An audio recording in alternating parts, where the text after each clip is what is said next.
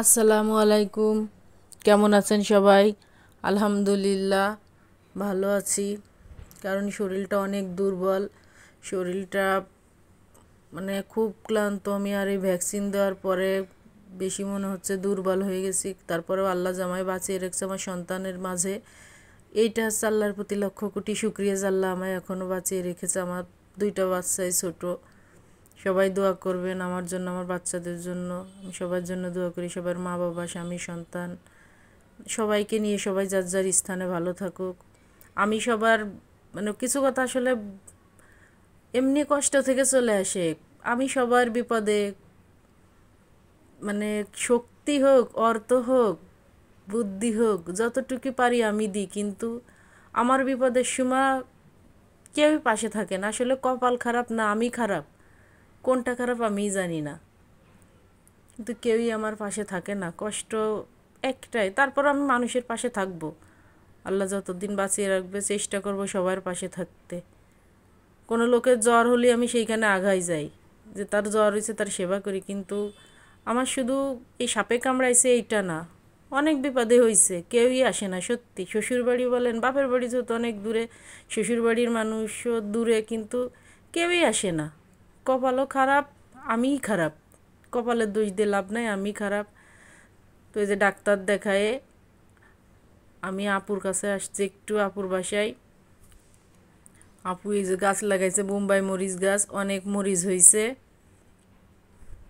তাই একটুই করলাম।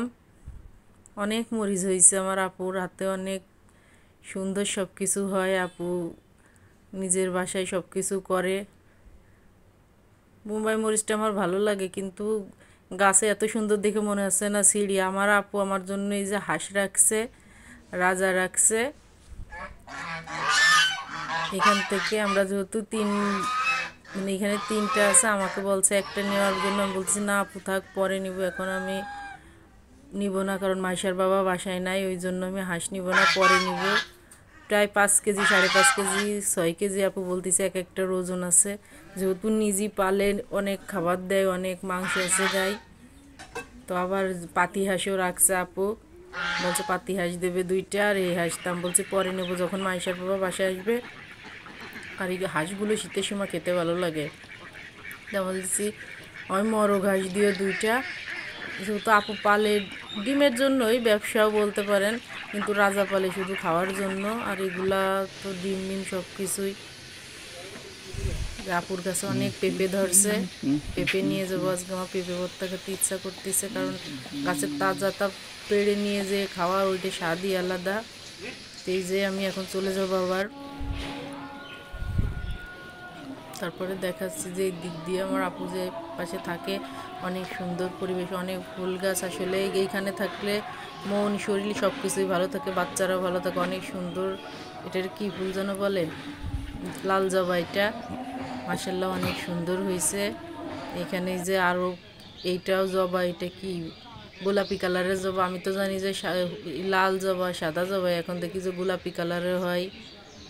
আর এইটা যে কি ফুল গাছ, এইটার নাম আমি মনে নাই, আমার কি নাম এটা আমার মনে নাই। যাই হোক, গাছ তো ফুল গাছ, অনেক সুন্দর। আমার আপু যেখানে থাকে মাশাআল্লাহ অনেক সুন্দর এইখানের পরিবেশটা। তাই একটু ক্যামেরা বন্দি করে আপনাদেরও দেখালাম, কারণ ডাক্তার কাছে আসছি, অনেক কষ্ট হচ্ছে, কারণ ভ্যাকসিনটা নিছি, অনেক শরীরে জ্বলাপোড়া করতেছে। তাই আমি বাসার ভিতর ঢুকি নাই, আমি বাহিরের থেকে এইগুলা করতেছি।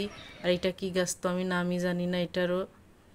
যদি কেউ জানেন কমেন্টে অবশ্যই জানাবেন যে এই গাছটার নামে। আমি দেখছি, কিন্তু গাছটা অনেক সুন্দর লাগতেছে। গাছের মাঝখানে একটা ফুটবলের মতো, অনেক সুন্দর ফুল, পরিবেশটা অনেক সুন্দর। এখানে মানুষ থাকলে মানুষের মন ভালো হয়ে যাবে, কিন্তু না, মানুষের মন, ফুল যত সুন্দর, মানুষের মন তার থেকে তার বিপরীতটা কুৎসিত বলতে যা।